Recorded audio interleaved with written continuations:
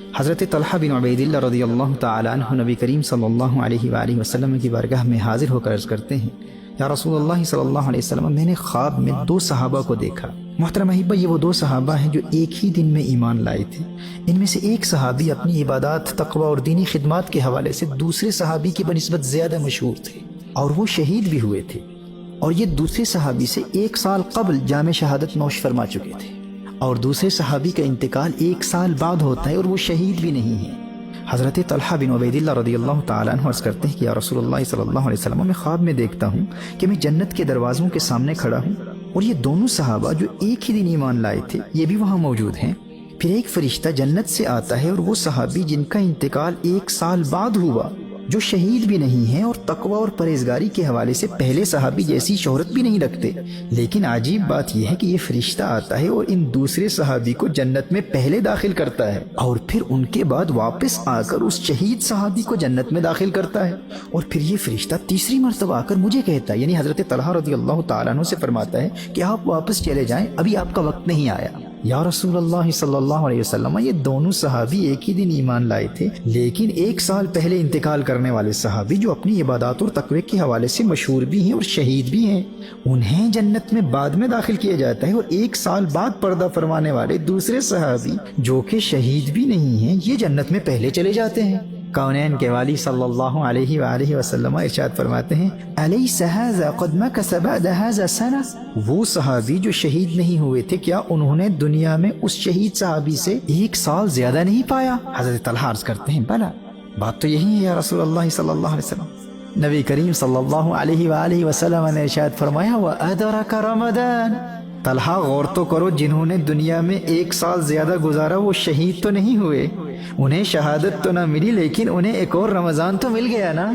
میرے دوستو، جاننا چاہتے ہو جس خوش قسمت کو اللہ جل وعلا رمضان تک زندگی دے دے اور وہ رمضان کا احترام بجا لاتے ہوئے گناہوں سے بچتا رہے اور اس پاک مہینے میں خوب عبادت کرے، اسے مقام کیا ملتا ہے جاننا چاہتے ہو؟ ارشاد فرمایا، اے طلحہ، اگرچہ یہ دونوں ایمان ایک ہی دن لائے تھے، لیکن اس 1 سال بعد پردہ فرمانے والے صحابی جو شہید بھی نہیں ہیں انہیں مزید ایک رمضان مل گیا، اور اس رمضان کے پانے کی برکت سے اس صحابی اور اس شہید صحابی کے مقام میں اللہ جل وعلا نے اتنا فرق پیدا کر دیا جتنا زمین و آسمان کے مابین ہے۔ ہر چند کے جنت میں پہلے داخل کیا جانے والا شہید نہیں تھا، لیکن رمضان پانے اور رمضان کی عبادت کی وجہ سے اس کا مقام اس شہید صحابی سے اتنا بلند ہے، یہ درجات و مقامات کے اعتبار سے رمضان کی وجہ سے اس شہید کے مقابلے میں اتنا آگے نکل چکا ہے کہ اب دونوں میں اتنا فرق ہے جتنا زمین و آسمان کے مابین ہے۔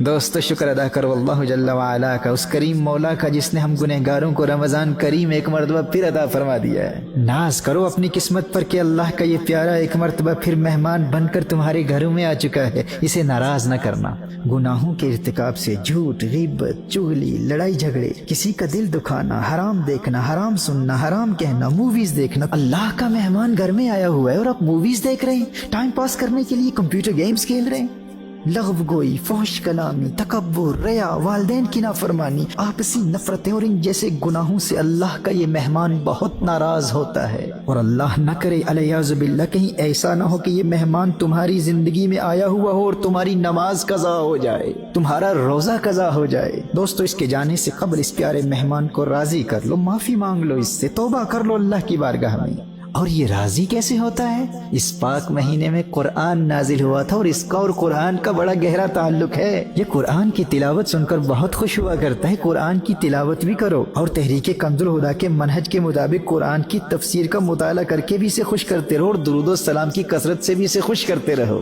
اگر تم نے سچی توبہ کر لی اور آئندہ تمام زندگی گناہوں سے بچ کر گزارنے کا پختہ ارادہ کر کے اللہ کے اس مہمان کو خوش کر دیا، تو یہ تمہیں اللہ کی معرفت اور قرب الہی کے ایسے مقامات پر فائز کر دے گا کہ باقی نیکیوں میں کمی کے باوجود تم شہیدوں سے بھی بلند مرتبے پر فائز ہو جاؤ گے۔ تمہیں اندازہ ہی نہیں ہے تمہاری خوش قسمتی اور خوش بختی کا۔ کتنے عاشقان رمضان کے دل سینوں میں تڑپتے رہ گئے، لیکن رمضان سے 1 دن پہلے موت نے انہیں آ پکڑا اور وہ قبروں میں چلے گئے۔ آج وہ قبروں میں ہے لیکن تمہاری قسمت پر رشک کر رہے ہیں۔ اور یاد رہے، جو اللہ کے اس پیارے کو نافرمانیوں کے ذریعے ناراض کرتا ہے اس پر اللہ کا غضب نازل ہوتا ہے۔ If you disrespect this guest of Allah by sinning, by missing your prayers, by committing acts that displease Allah and His beloved sallallahu alayhi wa sallam, and if you don't show hospitality to this beautiful guest from Allah Jalla wa Ala by fulfilling the rights of Ramadan, then remember what the beloved of Allah sallallahu alayhi wa sallam said about those who commit sinful acts in this blessed month of Ramadan. Hazrat Hani radiyallahu ta'ala anha riwayat فرماتی ہیں